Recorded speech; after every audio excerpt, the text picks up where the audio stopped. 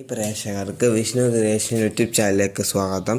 ക്ഷേമ പെൻഷനുമായി ബന്ധപ്പെട്ട വാർത്തകൾക്കൊക്കെ വേണ്ടി നിങ്ങൾ ഈ ചാനൽ സബ്സ്ക്രൈബ് ചെയ്യൂ. എന്നാൽ നമുക്ക് നേരെ വീഡിയോയിലേക്ക് പോവാം.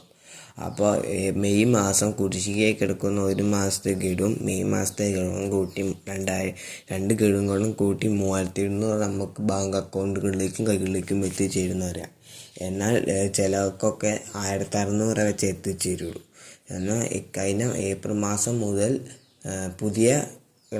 കഴിഞ്ഞ സാമ്പത്തിക വർഷം കഴിഞ്ഞ പിന്നെ ക്ഷേമ പെൻഷൻ ലിസ്റ്റിൽ വന്നവർക്ക് ക്ഷേമ പെൻഷൻ കുടിശ്ശികയിൽ നിന്നും 1600 ലഭിക്കുകയില്ല. കാരണം അതിന് മുമ്പ് കുടിശ്ശികയാണ് ഇപ്പോൾ നൽകുന്നത്. അപ്പോൾ അടുത്ത മാസം മുതൽ കുറച്ച് പേർക്ക് മാത്രമായിരിക്കും കുടിശ്ശിക ആയി കിടക്കുന്ന ഗഡുവും ആ മാസത്തെ ഗഡുകളും കൂട്ടി നൽകുകയുള്ളൂ.